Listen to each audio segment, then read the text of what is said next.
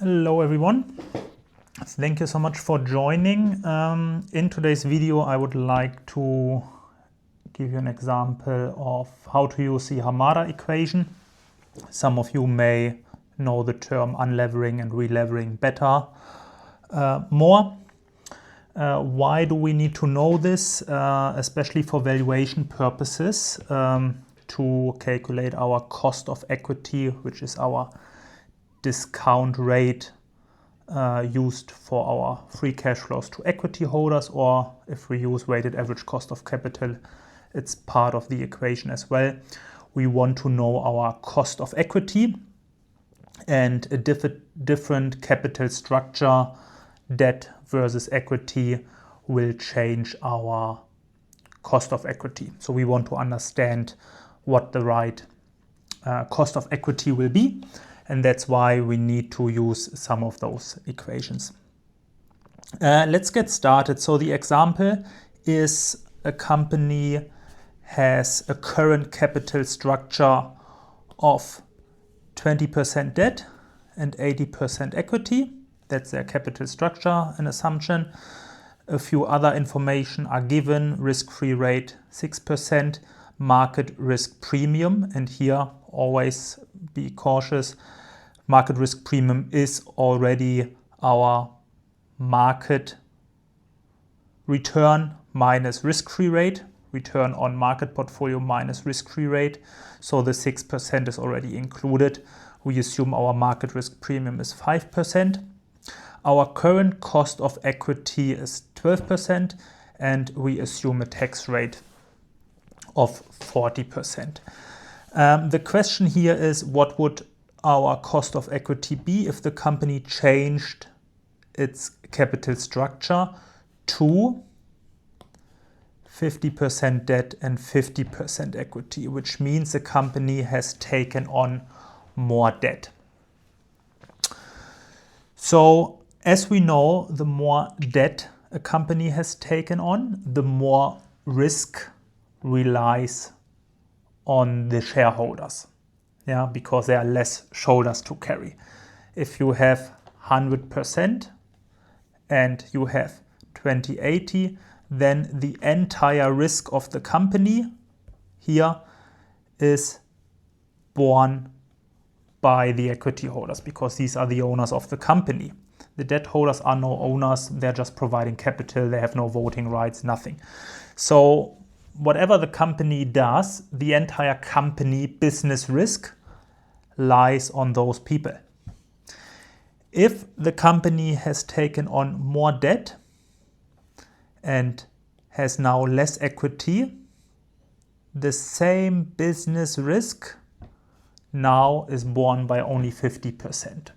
Yeah, so it's the shareholders are less, which means for every single shareholder, the risk has increased. So as you can see here, and we will do the calculation, the new cost of equity after the capital structure change should increase.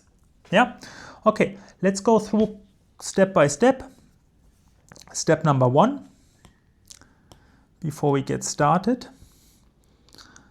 Step 1, we need to find the current beta of equity. So we need to know, we know our cost of equity is 12%, but we don't really know what our underlying beta is. So what we do, we use capital asset pricing model formula, equity, return on equity, risk-free rate, plus beta times market risk premium, which is this one, market risk premium, market risk premium. Yeah, so then we type in our numbers: risk-free rate 6%, we have 12% plus beta, that's our question mark, and then here we have 5%. Yeah, then we solve this, solve for beta, and then beta equals 1.2. Yeah, so as you can see here, percentage, this is just a number percentage. So our beta will be 1.2. And this we call beta equity. Yeah, this is what we call beta equity. I will explain what it means. Step 2 is unlevering beta equity. So we need to take this beta and we need to unlever, because here in this number there's a capital structure underneath. The capital structure 80/20 is included in this calculation. So what we need to do, we need to unlever the beta. There we use a formula. Beta equity equals beta unlevered 1 plus 1 minus taxes debt equity. That's our formula. So we just rearrange this formula for beta unlevered. Or what we can also do, we just type in the numbers first. Our beta equity, beta unlevered times 1 plus 1 minus 40%, 2080. This is our old capital structure, 2080 debt equity. Yeah, if we solve this then for beta unlevered, 1.2 divided by this term, 1 plus 1 minus 0.04, or let's be consistent, 40%, 2080 equals 1.0435. This is our unlevered beta. Sometimes we call this beta asset. Yeah? Difference, and you can see it's lower. The beta equity is higher, which will lead to a higher cost of equity. It's called beta equity.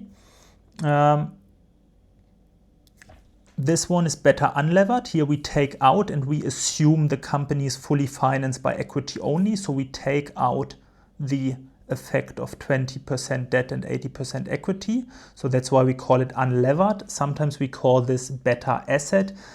And it sounds a bit weird. Why should we call this asset beta and this equity beta?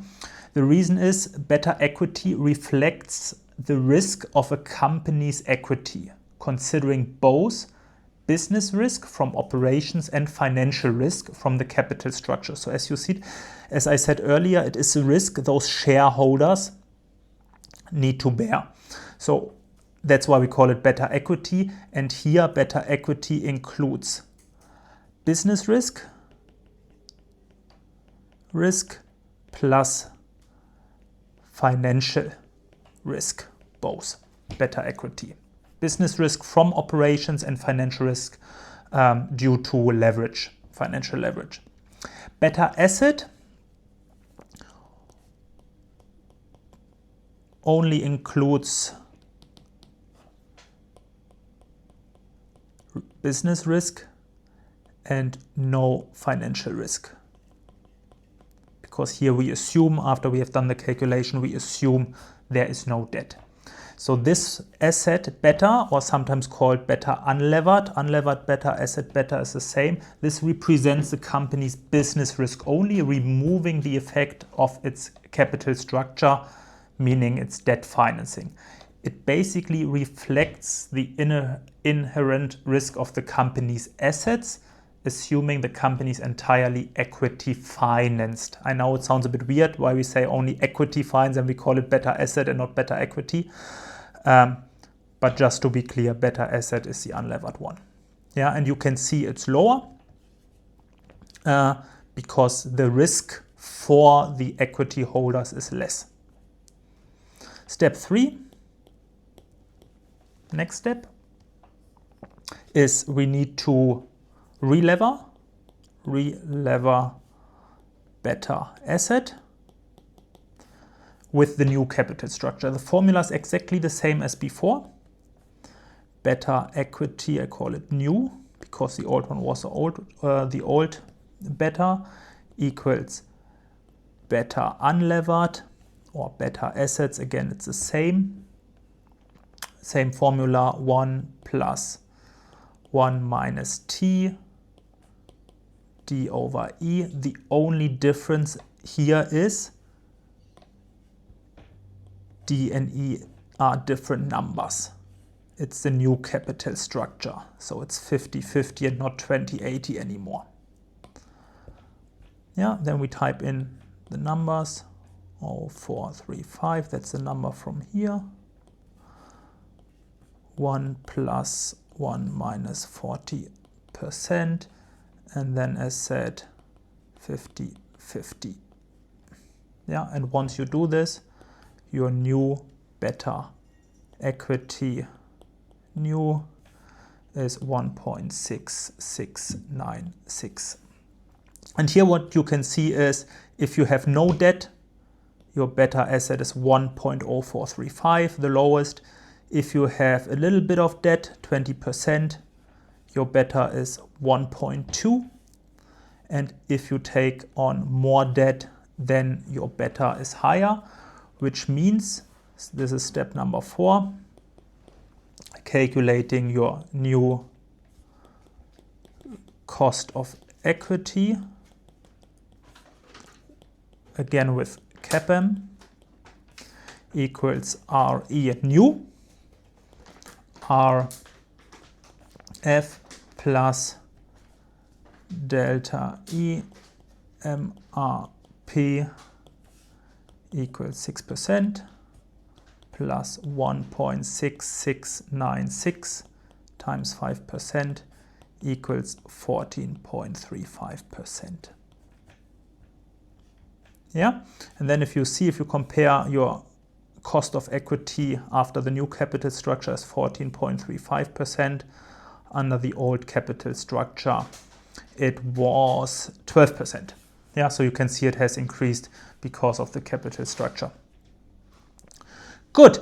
I will do another video on capital structure, also the impact of financial leverage on weighted average cost of capital and valuation. But just as an introduction, this is basically how you use the formula, and these are the steps you need to do. I hope you found this useful. Thank you so much for listening. Bye bye.